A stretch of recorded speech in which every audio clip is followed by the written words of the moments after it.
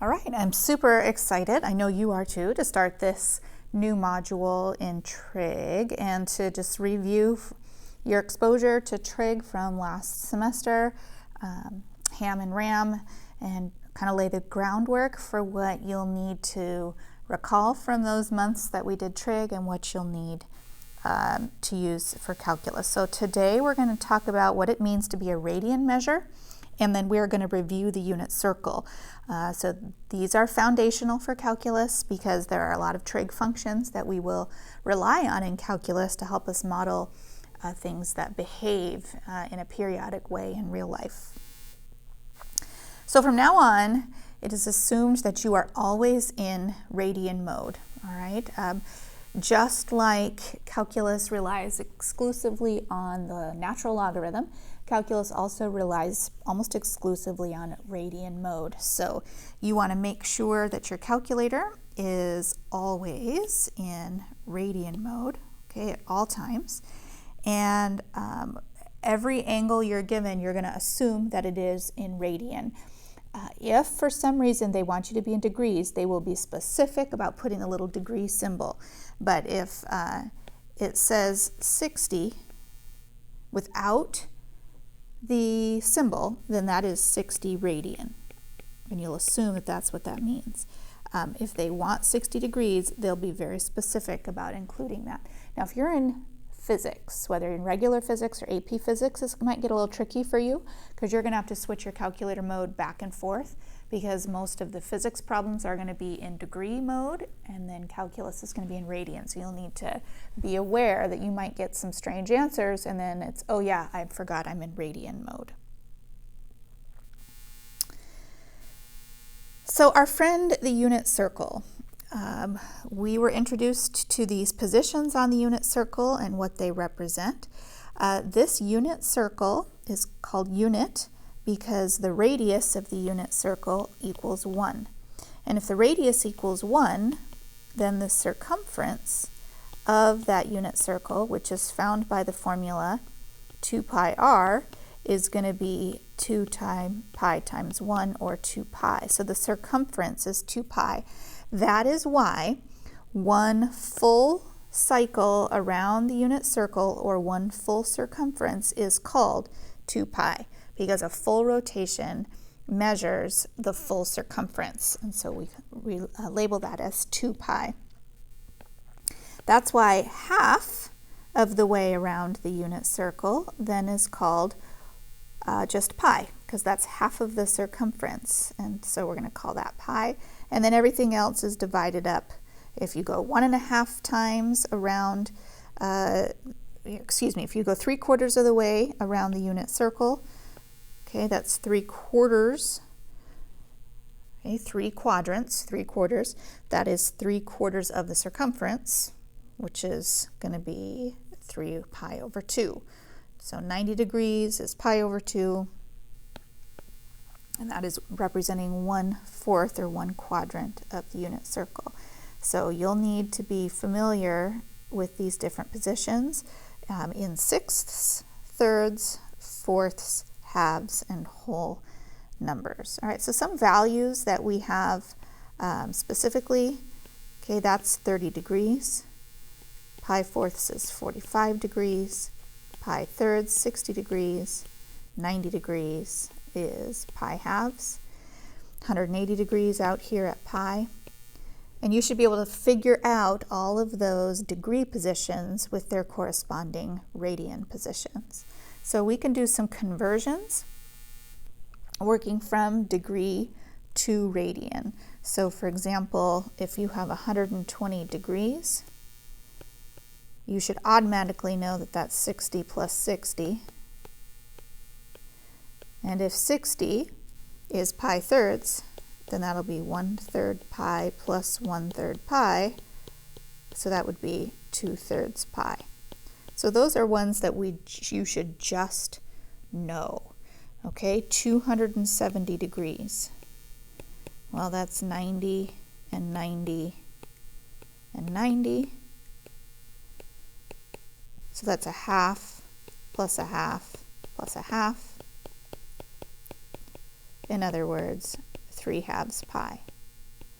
But sometimes we need to convert numbers that don't work out. Like, what's 50 then? So 50 equals how many radians? Well, then we need a conversion, and we use the fact that 1 pi and 180 degrees are equivalent to each other.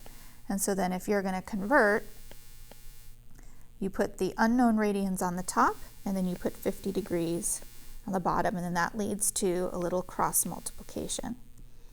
And so when we cross multiply, we get 180 degrees x equals 50 degrees pi, and then we divide by 180. And so x is going to be equal to 50 degrees pi divided by 180 degrees.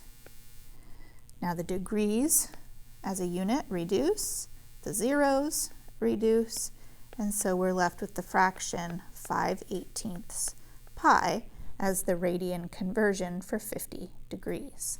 So you should be comfortable doing that like we did in Ham and Ram last year. Now on the unit circle, they each are associated with a particular coordinate pair.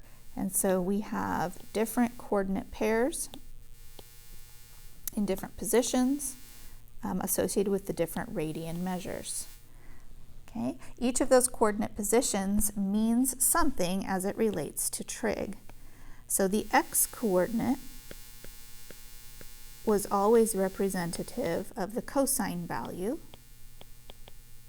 on the unit circle, and the y-coordinate is always representative of the sine value.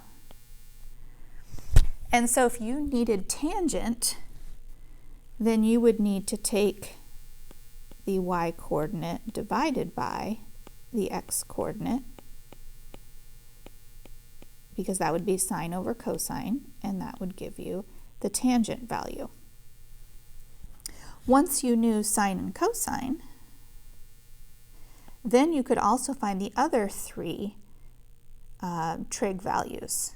And so we have CSC and SEC for secant, so cosecant, secant, and cotangent. The cosecant of x is the reciprocal of the sine. The secant of x is the reciprocal of the cosine, and the cotangent is the reciprocal of tangent. And so that would be cosine over sine, or we could also say 1 over tan. So you should be familiar with those 6 trig values: sine and cosine and tangent, followed by cosecant, secant, and cotangent. And then we'll use the unit circle to answer questions about sine, cosine, and the other trig values. So let's look at the first question. Find the measure of cosine, that's the x-coordinate, at 11 pi fourths. Now 11 pi fourths is not directly on the unit circle, but we're going to have to go around the unit circle more than once. So let's look at the unit circle a little bit more closely. If I go all the way around, let's do it in the center.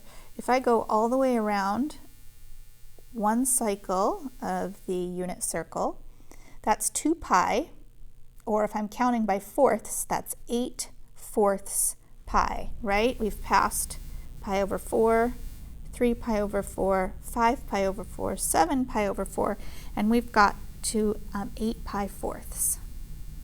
If we keep going, the next would give me 9 pi fourths, 10 pi fourths, and 11 pi fourths ends me up one cycle and then a little bit more beyond into quadrant 2. And so 11 pi fourths is the same position as 3 pi fourths. And so we're going to answer the x-coordinate at that particular position. And the x-coordinate is negative rad 2 over 2.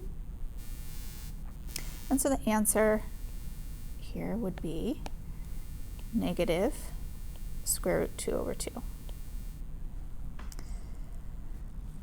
Okay, to find the next question, the measure of cosecant of 7 pi sixths. Well, first, I want to do the sine of 7 pi sixths, because cosecant and sine are related.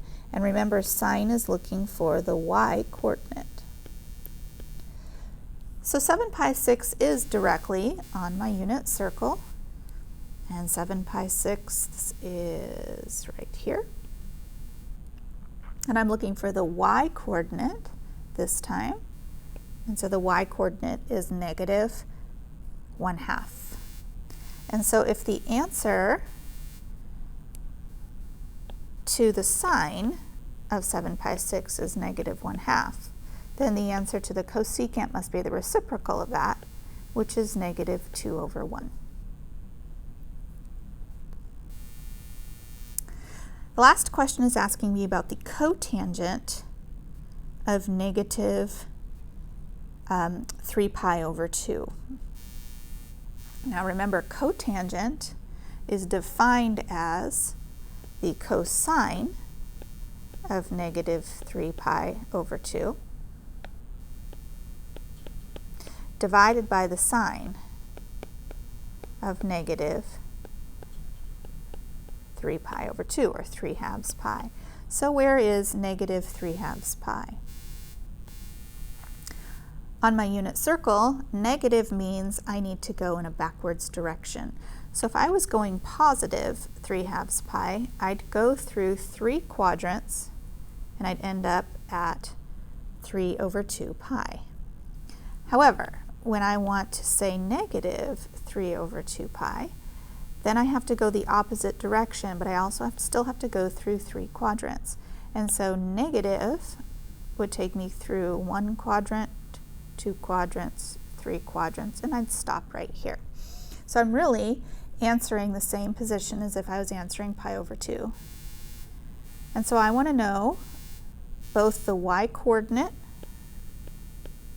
cosine is the x-coordinate, the x-coordinate over the y-coordinate. So the x-coordinate is 0, the y-coordinate is 1. 0 divided by 1 is still 0, so the answer is 0. Now in the event that you get 1 divided by 0, then that answer is undefined. Okay?